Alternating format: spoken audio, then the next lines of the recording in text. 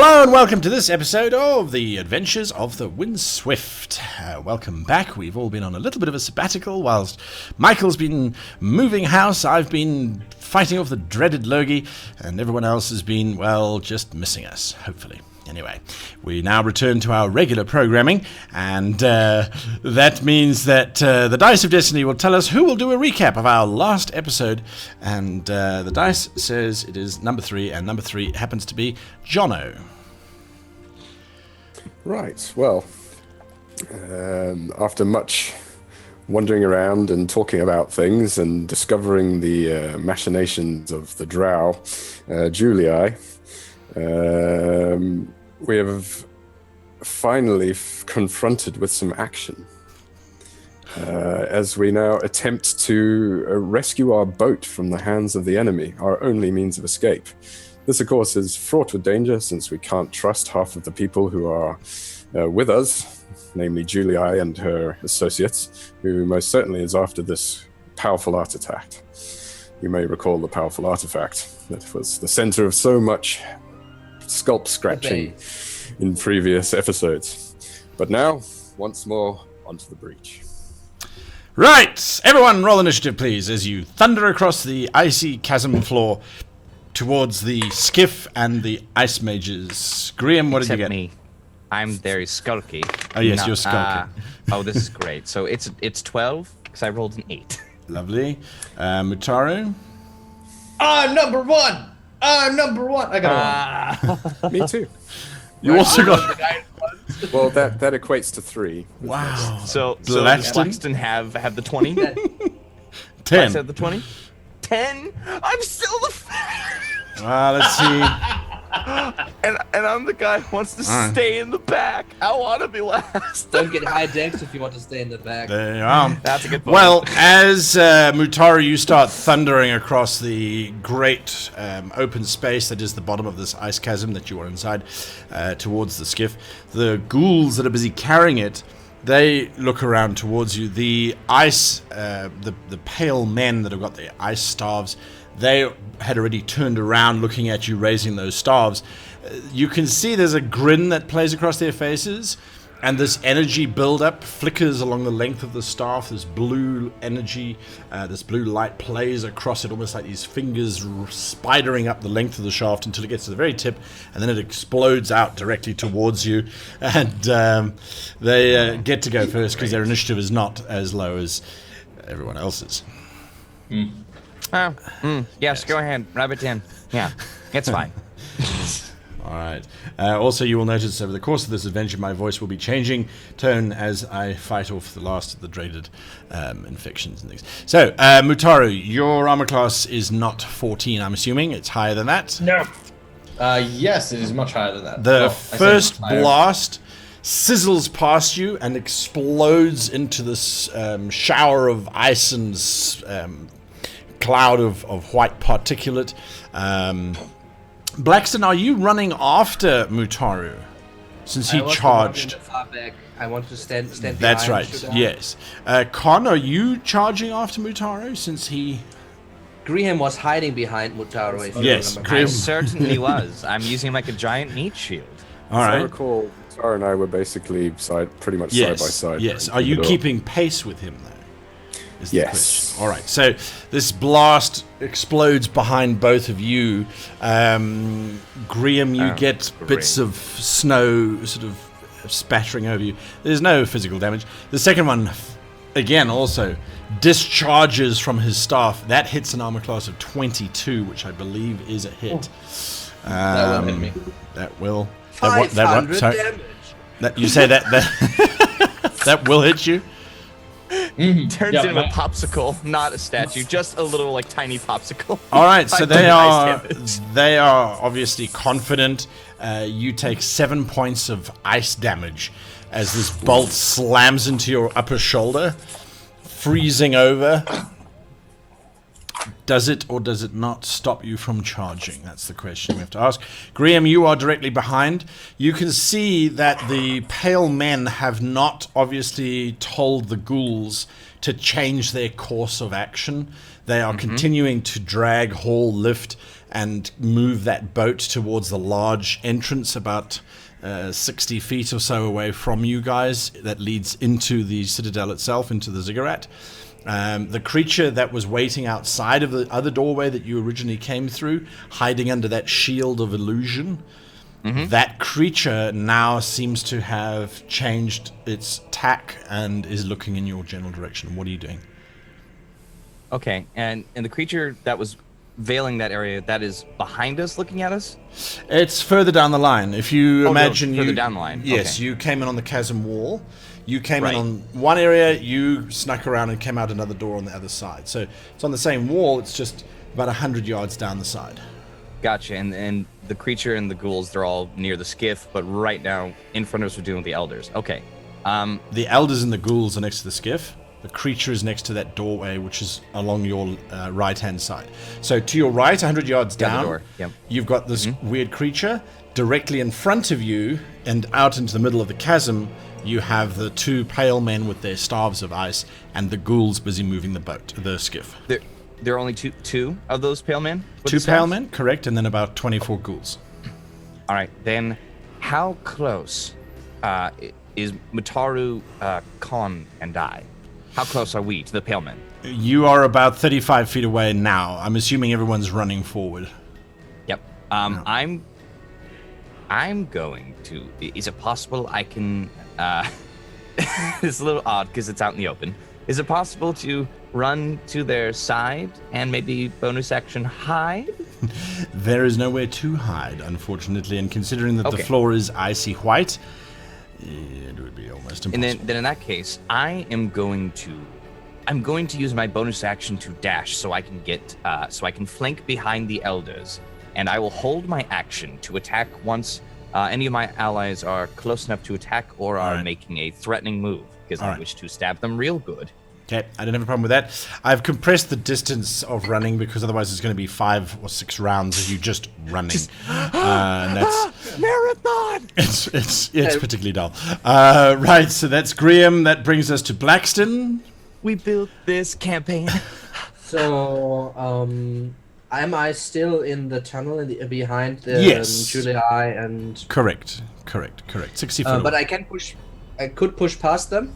Yes, they're not hindering your point at all.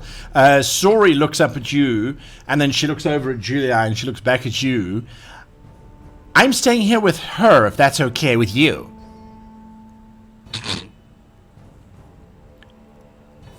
All right. Before I answer that, I need one clarification. All right. How fast are the ghouls with our skiff? You said they are 60 feet away from their approaching exit, but how Yes. fast are they moving? They look as if they're moving at about maybe 10 foot around. They're not moving very quickly. The skiff is heavy. Yeah. But that's why I asked, right? Because they could kind of. Of course. All right. So, sure, why not? So I can just like roll my eyes at the halfling, just like do whatever you want, and just like push past her. Well, excuse me. Just, Oh. just charge All right. towards the direction of the invisible. So how far away was it? It was like Oh, kind of- the it's like a invisible triangle shape, right? Yes. It was like a little triangle. Correct, thing, right? correct.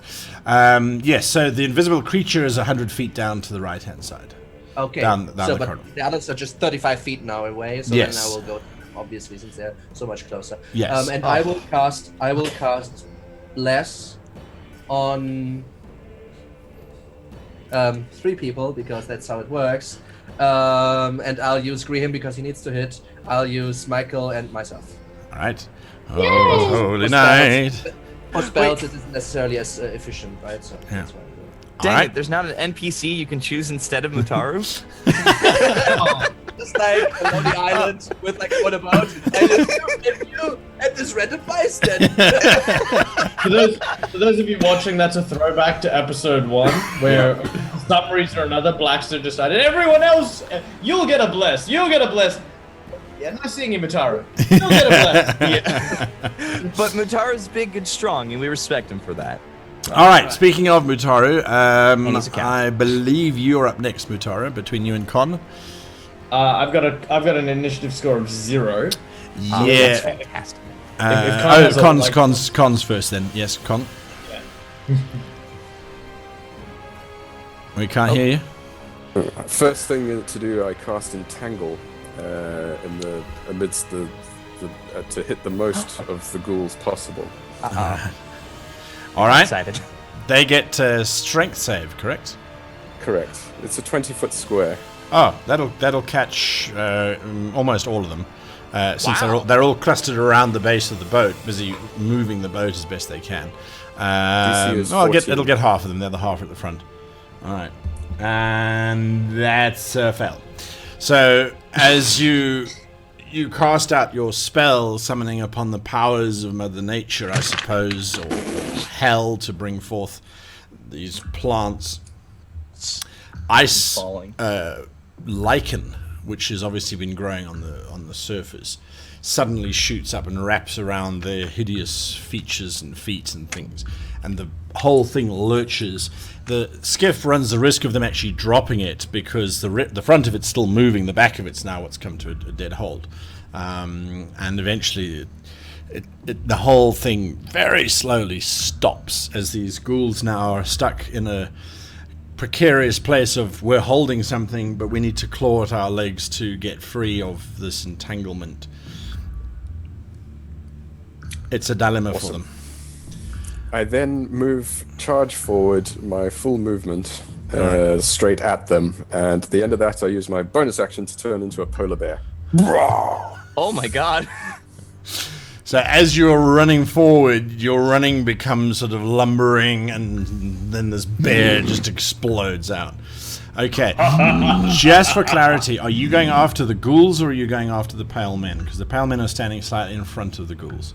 I'm Well, ready. then they're first. Yes. All right, so you're just charging forward. Okay, fantastic. Mutaru, Yes, Mutaru. you're now running with Oh, yeah. bears. Oh yeah. Running with Bears is definitely the title of Mutaru's next documentary. Oh my god. As he ducks down his head, running next to the bear, he yells out in his big bellowing voice, "If you mess with the bull!" No, please, And no. I'm going to use my gore attack together with the spell Booming Blade. The way that Booming Blade functions is if I were to strike them, they are then encased in a sort of a shield of sonic energy, and if they attempt to move at any given time before, I think, my next turn, they immediately take further damage. Yeah, I think like 3d6. Nice. 1d8. Oh, 1d8. Let's get to the gore part first, shall we? Well, that's a natural 20. Oh, there we go. We needed one of those eventually. You slam into the one, he's holding his staff. You lift him up off his feet because he's not very strong whatsoever, and you move forward until you come to a stop. But that spell then triggers? Yep. All right, so he now gets encased in this spidery-like energy, is that right? What's the total damage? And does that give me my little open of opportunity? Yes, it would, but if you roll a 1, you will be stabbing Mutaru. Oh. Simply because they're entangled. They're one entity, effectively. Just don't roll a 1 on a d20, that's all. You'll be fine. Yes, and it takes... Oh, sorry. The No, damage yeah, is double what's the damage. You need to do the extra d20 to see how Yes. you do it. Correct. Yeah. That's right. That was an 11. All right, so with the house rules that we're using for natural 20s, when you roll again, an 11 would result in triple damage. Okay. Wait. 3, 6, 9... 11... Because if it's below a 10, it'll be double. And if it's below a 5, it's only normal damage. And the 1 is Oh. This is heavy mathing going on here. Which 36 double the damage damage. dice. 36 damage. All right. As you slam into this creature, your horn pierces straight through its central chest, and the ice staff sails out into the air.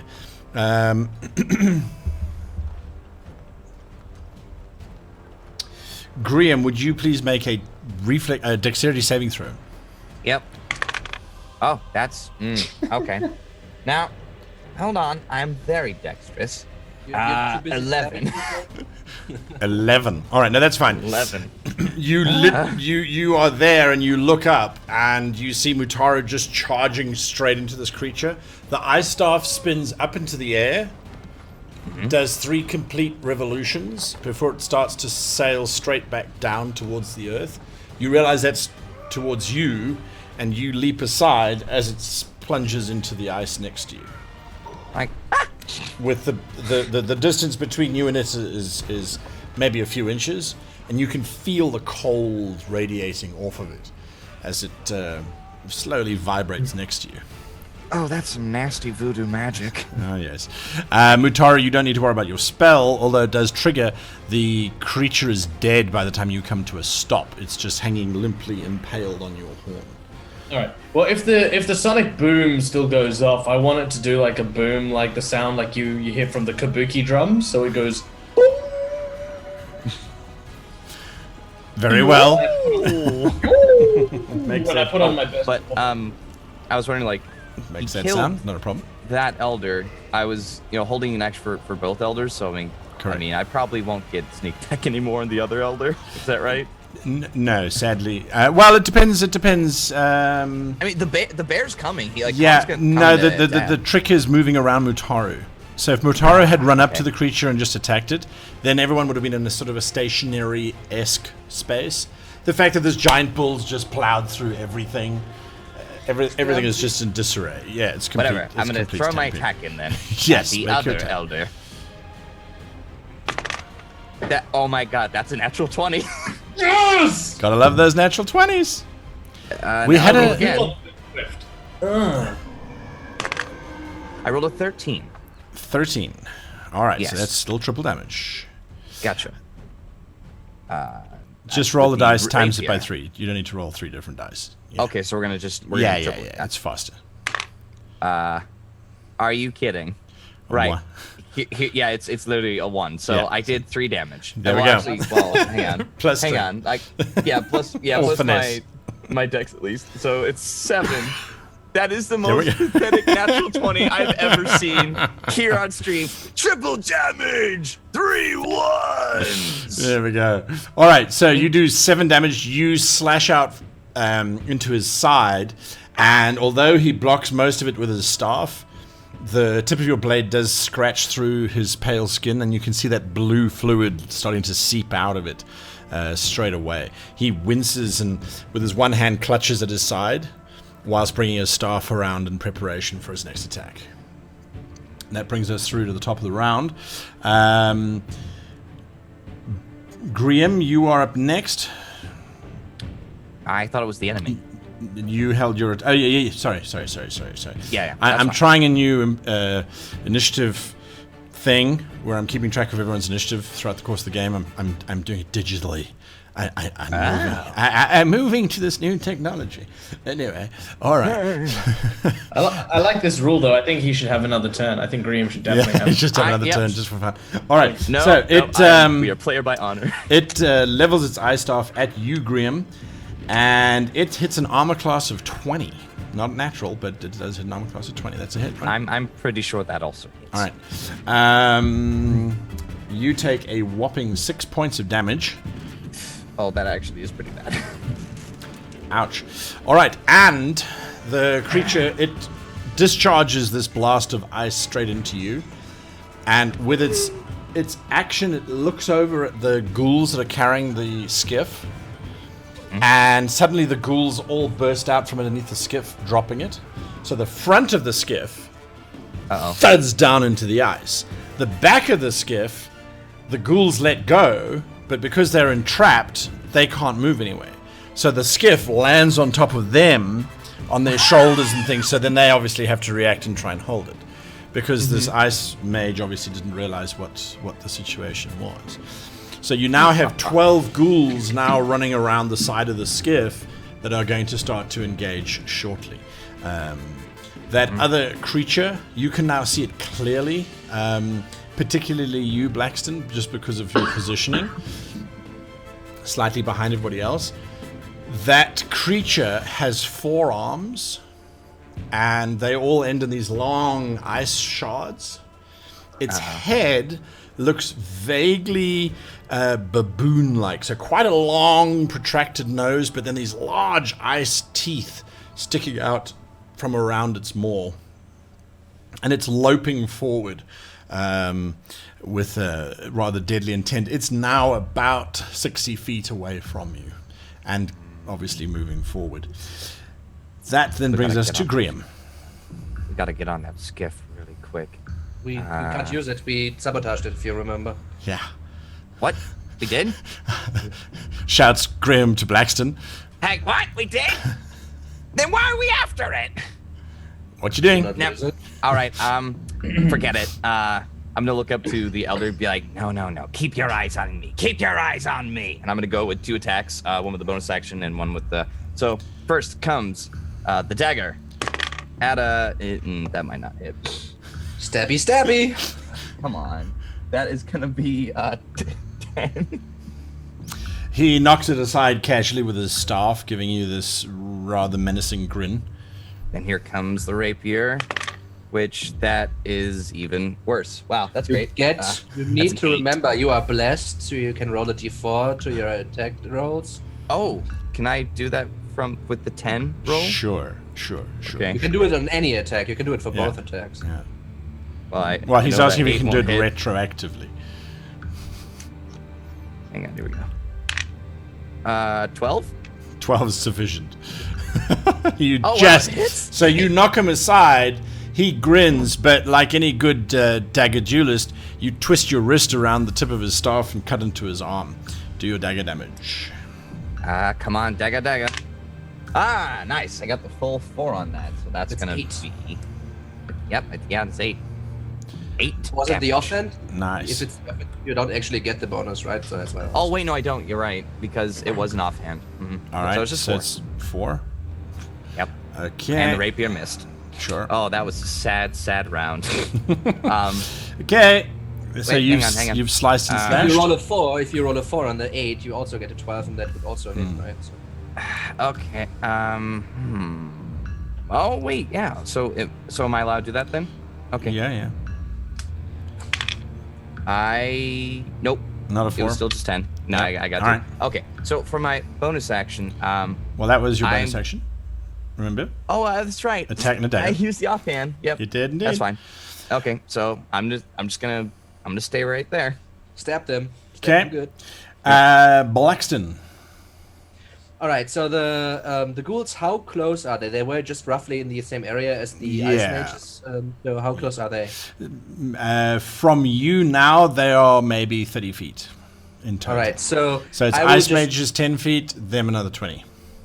So I'll just charge by the ice mage Sure. and kind of swing around the halberd, kind of in like a Lovely, a whirlwind. just run into these zombies, kind of trying to threaten them and kind of get them to face me, otherwise to stab them, basically. Nice. So that's what I'm gonna do. Just like go in and attack.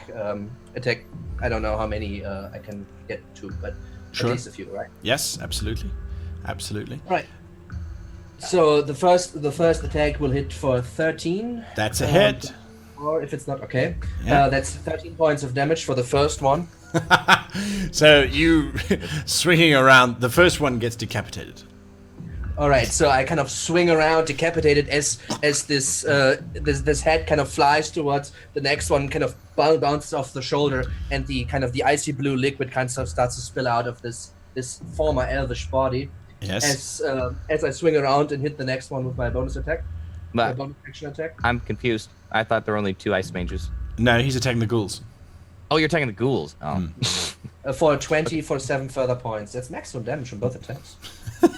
And that second one, it doesn't decapitate, but it certainly kills it. All right, and then just like block a hole and decork this thing basically, as also the guts, the translucent guts kind of start to spill out. Lovely. And again, I'm trying to get into a position where I have like the most amount of them around me as possible. That think he's certainly going- has worked. They have identified going you. He's going to write a novel on how he kills his enemies. The first day, I ripped out their guts. Yes. Yeah. Okay. Dear diary. Today I disemboweled several people. All right, Con. Or should we say Air? Polar bear? Yeah, Nanook. We could call him Cono Bear. Oh, dear. Only one. The polar bear stops, rips off Graham's face, and then carries on moving. I guess What did I the say? ice mage is sort of going to be directly in front of Yeah. me. Yeah. So that's who gets hit first by the polar train. By the Polar Express. I employ the bear's multi-attack, so right. first comes a bite and then a claw. So the bite, that is 17. That's a hit. And the claws, that is 11. No good.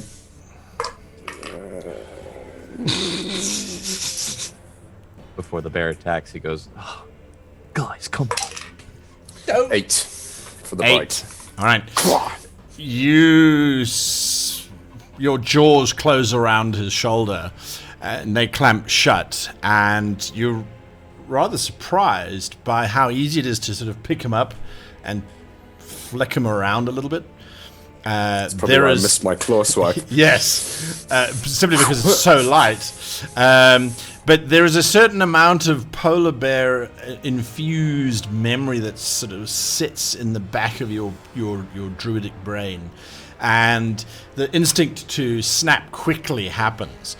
And in doing so, all of you hear this sickening, crunching snap, and then a tearing sound of sinews, and the ice mage is literally broken in half as you snap his spine because of this sudden whiplash action.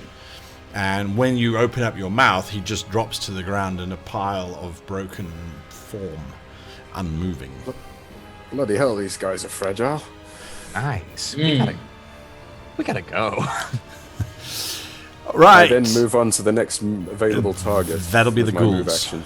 All right, so you're going to go and join Blackston. Blackston has now got, of the 10 remaining, he's got 8 that are now starting to circle around him. But he doesn't seem to be in any trouble whatsoever. There are 2 left that are sort of watching that action and then looking over at you and at Mutaru and Graham, and then looking back at Blackston, who's busy swirling his halberd around in a mad frenzy. So you're going to head over to the... Wary of Blackston's halberd, I'm going to steer clear of that. All right. And take the 2 that are sort of out of the range of that. Perfect. Mutaru? Well, seeing obviously that Blackston has the ghouls well and truly in hand, and obviously our polar friend has torn asunder our adversary in white, Mutaru turns his attention to the gallivanting, I was wondering if you were. four-armed, invisible creature that is marching towards us. How far away is it from us? Now it's 30 feet away. It was 60 feet when Blackston saw it. It's moving 30 feet every round. Yeah. Excellent. Mutaru lets loose a large cheer as he turns and faces this thing. And Bellows back at you. Oh, I haven't given that you my scared pun me, yet. guy. Now I'm frightened. I know. I wasn't expecting that. So bestial. Either player got deflated then. I was about to give this awesome thing, this awesome equip, and then it was like, no, I'm just gonna kill this thing. This thing is super dangerous. Oh my god. Okay. I charge at it. I will then, as part of this as well, leap into the air with both hands on the my naginata and try and plunge it deep into the large, burly body of this creature. It lifts up its forearms, almost like a spider trying to catch you in midair. Oh, good. So it's not blocking. It's catching. I can hope. Okay, so that is a 21. That's a hit. Sweet. which is 1d10 plus strength. That is 7 points of damage as... well, I'm 10 foot away from it. I'm not really, because I've got a reach weapon, obviously. So 10 foot away from it. Wham! Stab it deep inside. And as I do, well, what kind of blood is it? I imagine the same blue. You would hope that you drew blood, but it looks more like as you stabbed at it, it turned sideways, and your blade sort of slapped across its exposed ice chest.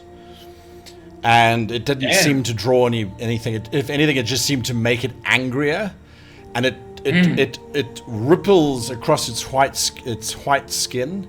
There's this ripple of blue color that washes out to its fingertips, almost like a cuttlefish's color change. This blue wave washes over it as it seems to be getting angrier.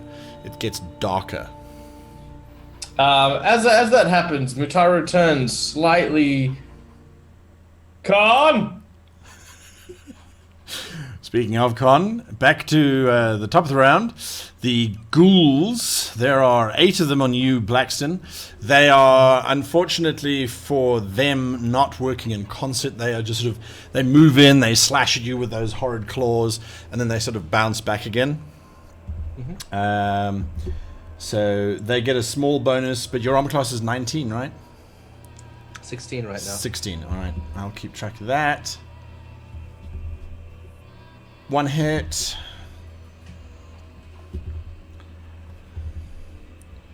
2 hits. That's it. 2 hits in total. As they sort of lurching in and out. For a total of 8 damage. As they slash and claw and try and get underneath your armor and around and that kind of thing. Then there's 2 on you, Con. That's hitting an armor class of 19, and that hits an armor class of 4. So the 19... Yeah, big and easy to hit. Yeah. And that will be 5 damage from that one who rolled quite well. Then the 4-armed creature, Mutaru...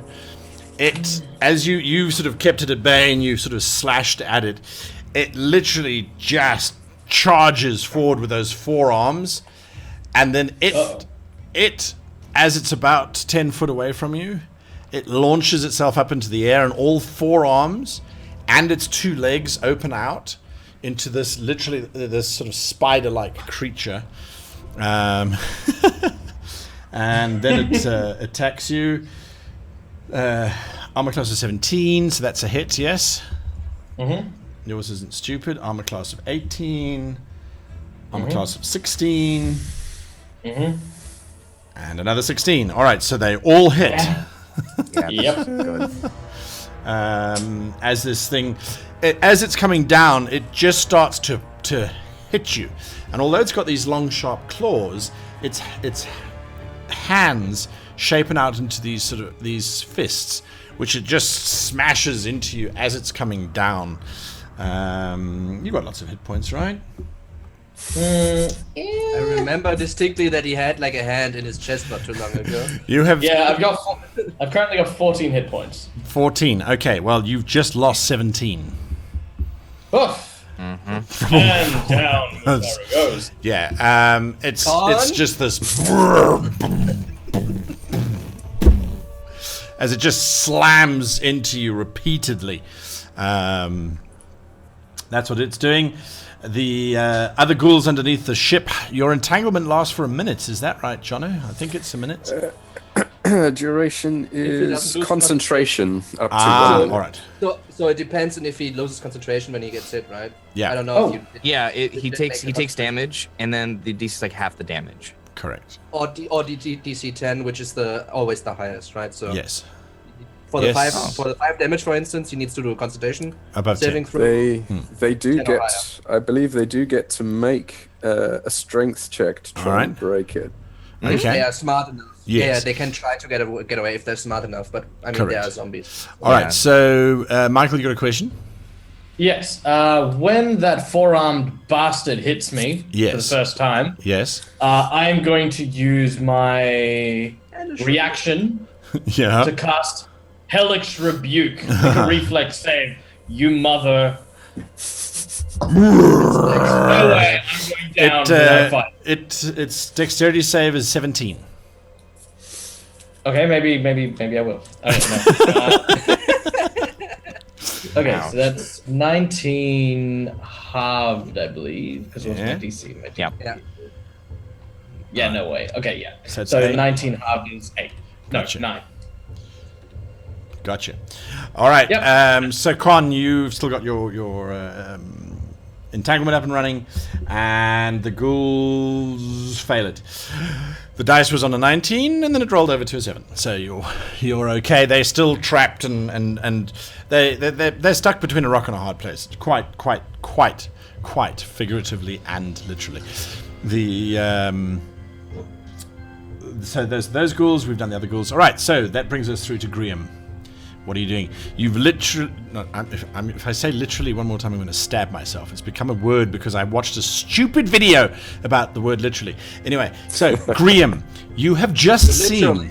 Yes, you've just seen Mutaru being flattened by this ice-like four-armed ape thing. And it now looks as if it's not carrying on with the rest of the group. You have a real fear that it is now just going to start ripping Mutaru to pieces. Plus, Blackson is surrounded by 8 ghouls, and there's a giant polar bear which is currently ripping into 2 other ghouls. What you doing? This is the time when he backstabs. Currently, there are 8 ghouls left. There's 8. There's 8 around Blackston and 2 around Con. Okay, so there's 10. Okay. Yeah. What you doing?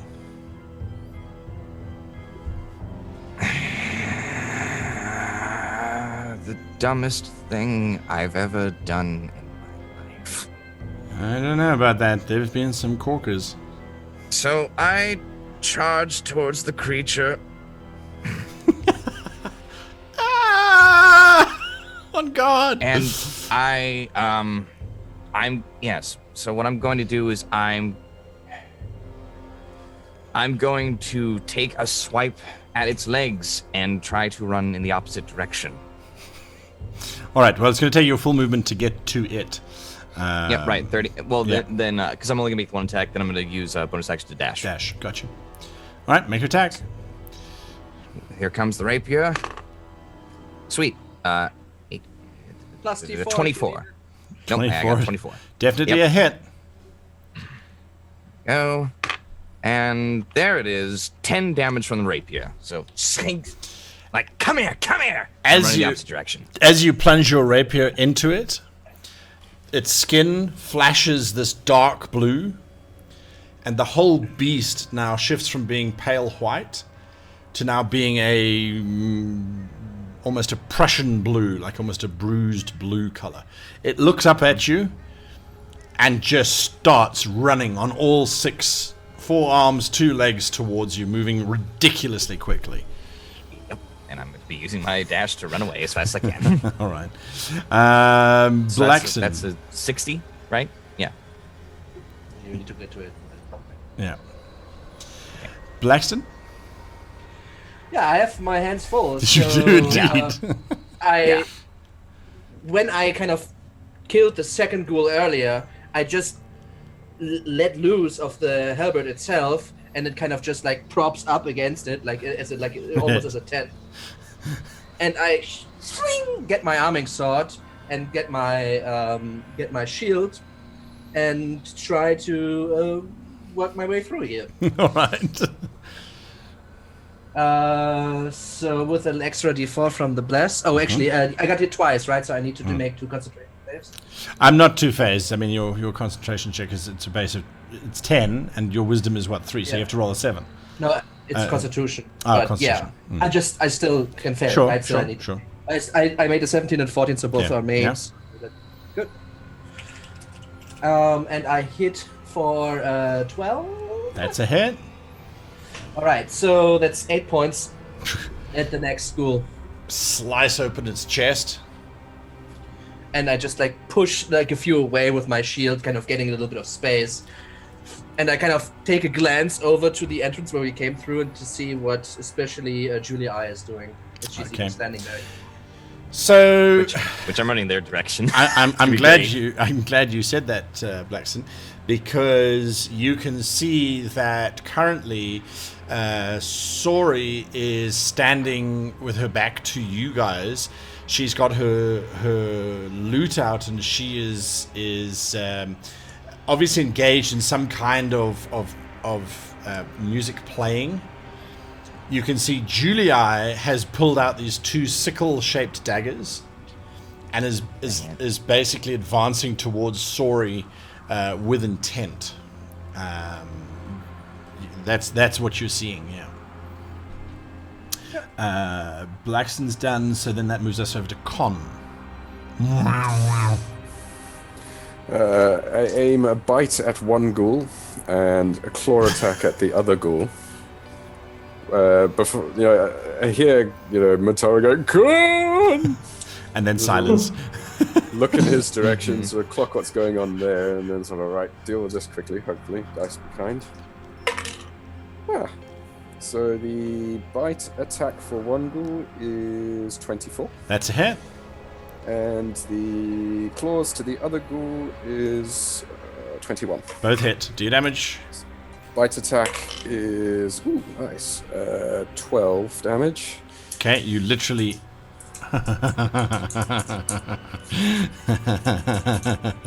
I do. You bite into the top of its skull and the bottom of its jaw, and pull its face off in between your teeth. Oh. It stutters and falls backwards. The paw. Fling it. 5 plus 10 is 13. The claw, you just swipe out sideways, and you feel one of these things bending and breaking underneath the strength of your musculature. It's completely destroyed. How far away is Big Nasty from me now? 30 feet. And then for my movement action, charge directly at it, trying to intercept it as it's going after Graham. It's busy and as away. As I get to it, as I rear up on my hind legs and let out the most mighty bellowing roar at it that I can. Open jawed, full fanged. It looks back at you. It lifts up its arms. It also starts to rise up and make itself as big as possible. Yes. Mutaru, you always seem to be the one who's unconscious. Funny thing that. Give me a death save, please. I shall. Oh, we need to get him up soon. Well, that is a 12 plus whatever. It's just a straight up. Plus. The saves are straight rolls. But Okay. it's fine. 12 is success. 12 is Okay. success. Correct. So you have 1 success. You need 3 successes to stabilize, or 3 failures to die. Hopefully we go for stabilization. And if you roll a of course. 20, you actually wake up again. That's it. With And if you 1 roll hit a point. 1, yeah. That's 2 fails, isn't it? Yeah. Yep. Yeah, you don't want to go lovely. there. You don't want to go there. Right, so the creature now attacks the polar bear with vengeance. Yeah, it completely has forgotten about little Graham, who is half its size. There's this giant polar bear. Yeah. Where Bellowing. He does something not for himself for the first time in his life. Yes. Bellowing, this creature Getting karma. takes 2 steps forward, and it buries its 2 hands, its lower arms, into the ice, and just pulls out this giant block of ice, which it then uses as a mallet to slam into you. And it hits an armor class of 17. Wow, my dice are here with a vengeance today. Yeah. 17's a hit? man. Oh yeah. So this episode will be called Die Hard with a Vengeance. No. It's going to be called literally Die Hard. No. All right, so you take 18 damage as this thing just slams this block of ice onto you. Holy moly. Yes. That's its Or only... this episode could be Greem runs away. Leaves everyone to die. Yes. You have got 7 zombies around you. And I'm going to work through them really quickly. Fail, fail, fail, fail. Hit. 18 right now, right? My AC went up. Yes, I rolled a 19. So 1 hit for a grand total of 3 points of damage. It's just, they're raking across your back. You know, as you're moving around with your shield and sword, they're finding little areas to... And as it bites into my neck, I kind of... and I lose actually concentration here. Oh, you do? Oh. All right, so the bless is now There goes gone. the bless. All right. No. That brings us through to Graham. Right. Okay. You see Con, keep me Julii. distracted. You see I'm heading Julii straight. plunging the 2 daggers directly into Sori's chest. Oh. Like actually, okay. So, now I wonder if it's important anymore, because how bad does Sari look? She's Like- impaled, but her action hasn't triggered yet for this round. So Gotcha. you're just seeing these daggers Mm-hmm. plunging into her. How far away am I from 30 Julia? feet. I'm going in. Alright. Going with the rapier. Okay? Is that technically sneak attack? Because No, it's not a Sari sneak is attack. She can see you. Against Well, no, Sori, but it like- would be, because Sori's got her back to you. Well, I mean, because Sari's like my ally. I was hoping we could both, Oh no, they're still in the doorway. They're busy fighting in the doorway. So it's Julii, What do you mean? Sori, Guy, and then what he means, he gets a sneak attack if there's... Oh yeah, if within 5 Yeah, foot. that's Yeah. definitely- No, yeah. my apologies. Yes. No, yes, that's yes, fine. yes. I'm just like Quite oh. right. Sorry, I thought you were. Yeah. Okay, my apologies. Yeah. Either that or advantage, right? Yes. Correct. Right, Correct. Sorry, I know there's no advantage here. So here we go. I've been playing a lot. Oh of wow, yeah, that definitely hits. That was it's 25. All right, do your damage. All right, here I come with the rapier. Julia, you're such an idiot. Woohoo!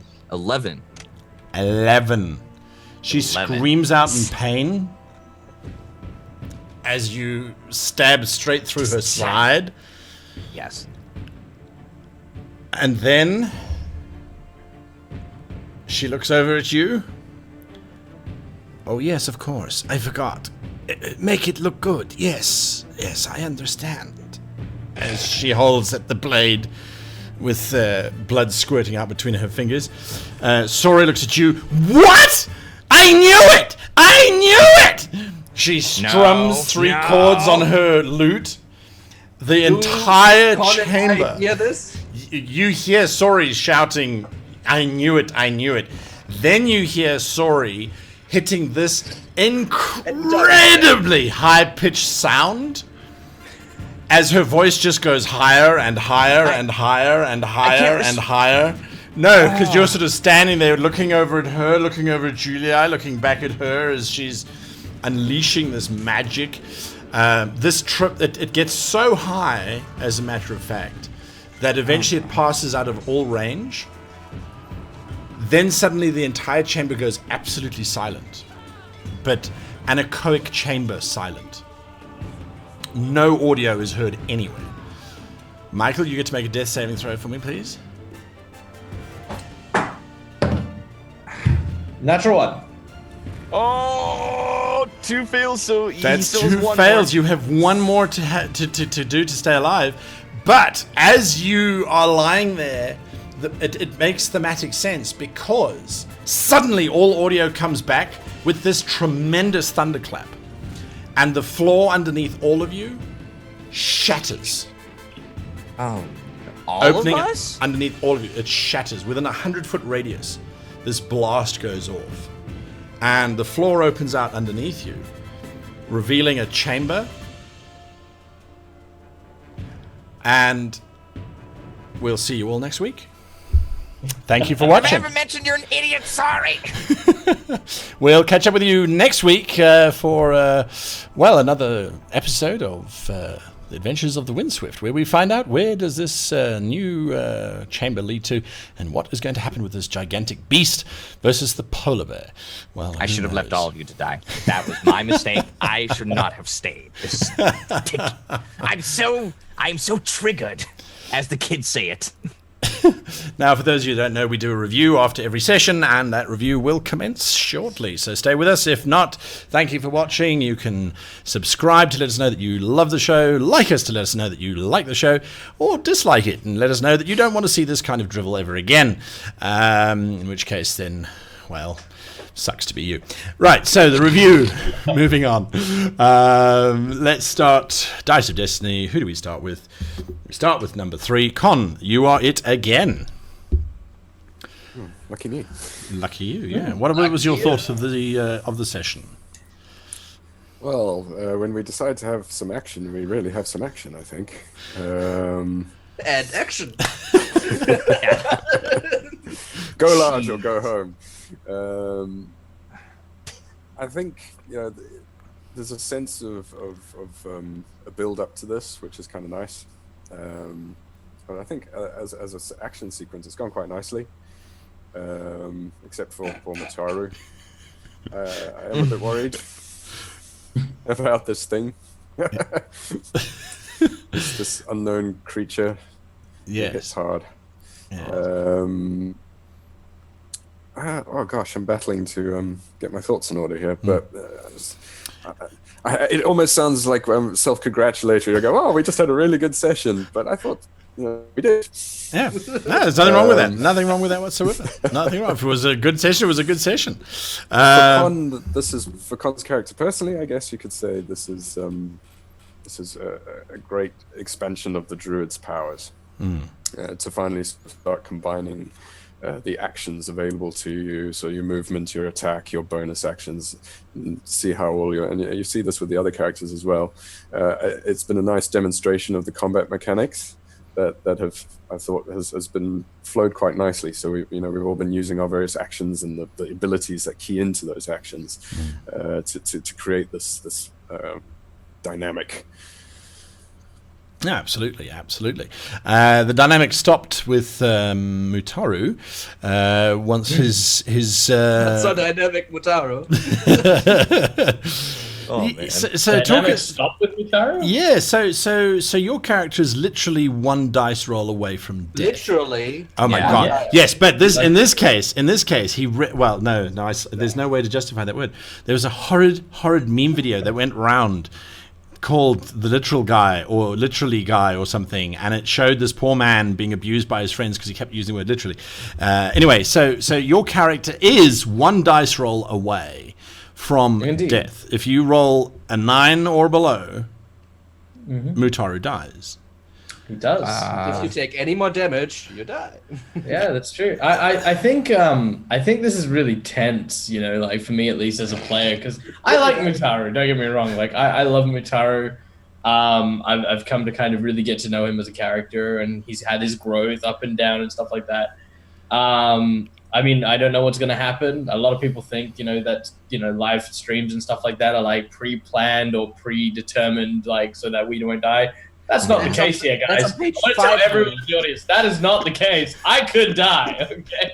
And then Connor's having terrible dilemma over this about wild shape, casting spells, healing magic. What do I do? Oh shit! But I will be Healing. But I will be quite honest about this. Like, I mean, I've never really been one to shy away from death as a character or as a player. You've counted it a couple times.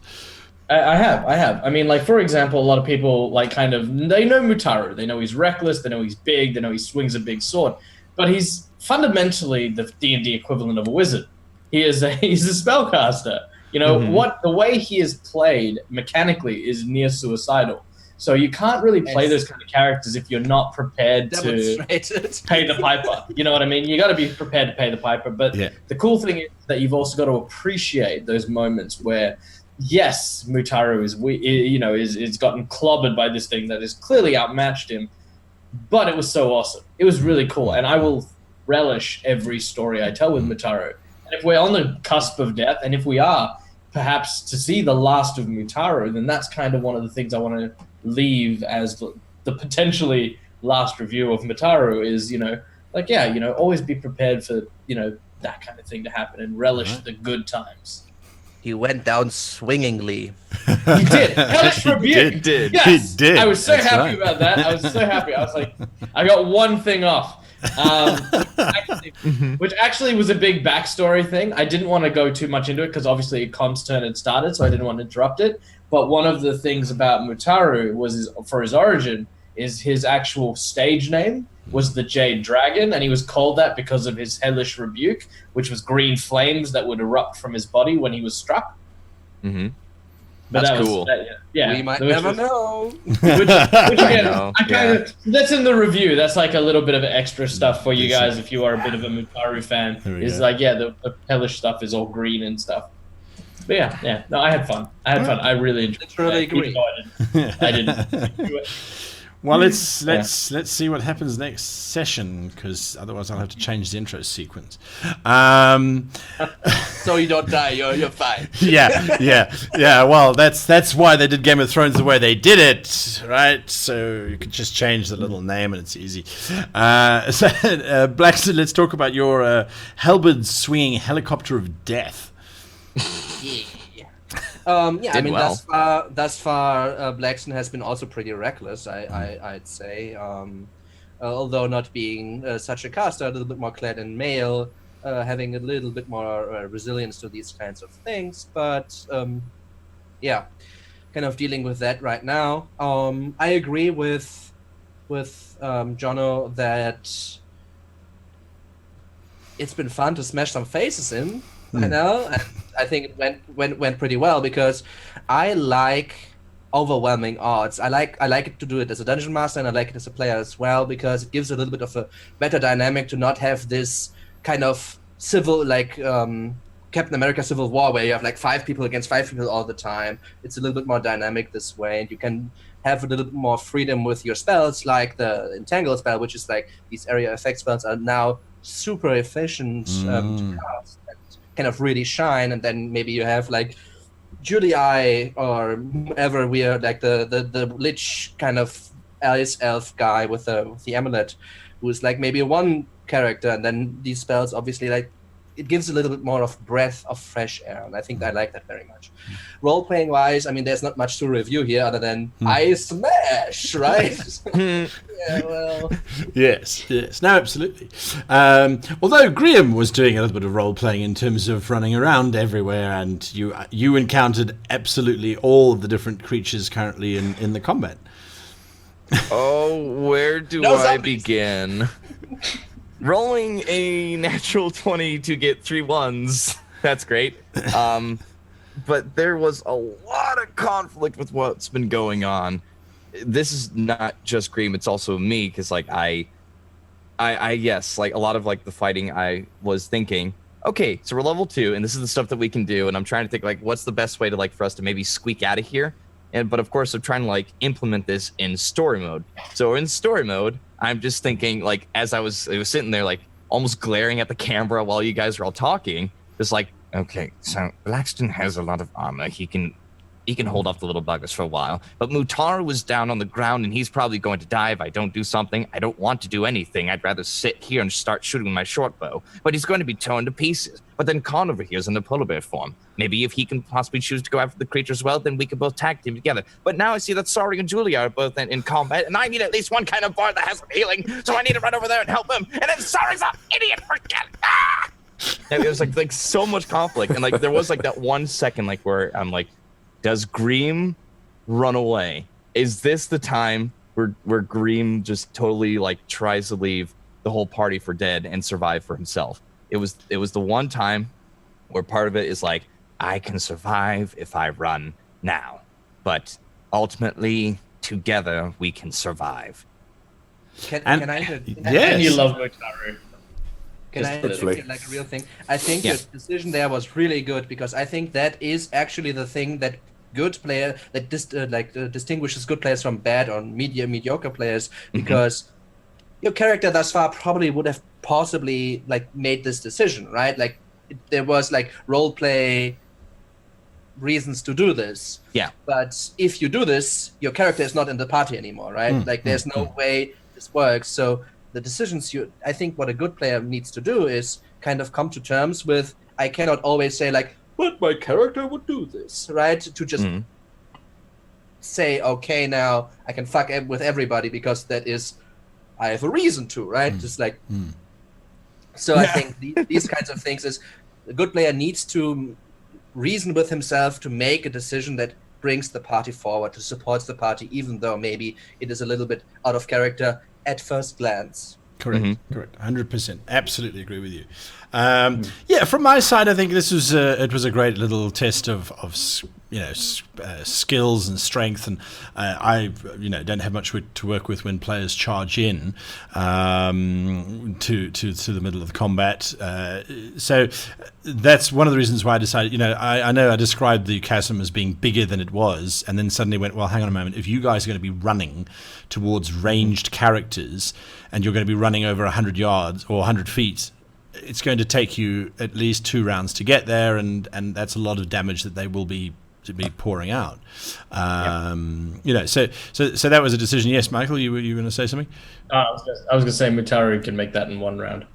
Yeah, you can. Nobody else can. So the rest are going to alone against everybody. Yes. Yeah. They won't range. I guarantee you, they'll consider twice about doing range while I'm in.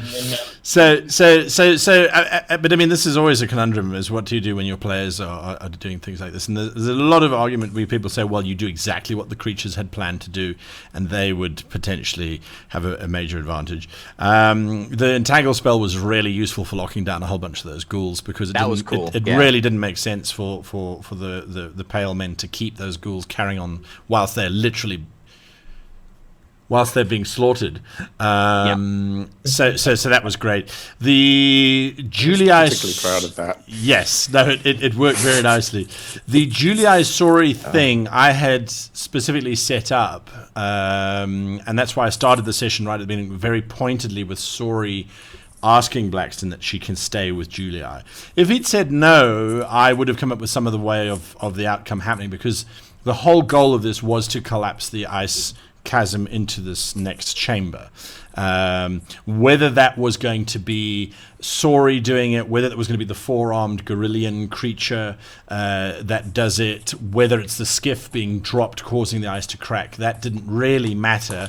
It was just about getting you guys through a nice combat, and then we move into the chamber below, because I'm trying to resolve the whole story, because we are getting to the point now where we're at a turning. You guys have kind of made the decision to leave the ziggurat.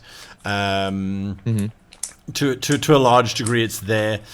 We'll see where that goes next episode. But I need to get you out then in an easy way. But I also still need to give you some information. So I needed this scene to happen. And I think it happened. Probably all going to die.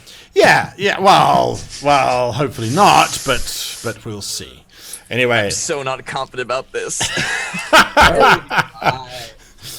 Mutaru takes fall damage and dies. Yeah, well, about that. And I'll be honest, I'm going to be selfish about this. I really do not want Greem to die. The guy can attest that I literally put in 3 months of time of story into this character. There is a lot of backstory. Which we will get to eventually. So until next time, cast your votes, as a matter of fact, to see what you think the outcome is going to be. Is everyone going to die? Is everyone going to live? Who knows? Do you think we will literally die? Or will we literally live? I'm trying. I have a problem, all right? I have a problem. I understand. Quite I have a literally problem. thinking about all No! Okay, goodbye, everybody. We're literally finished. this.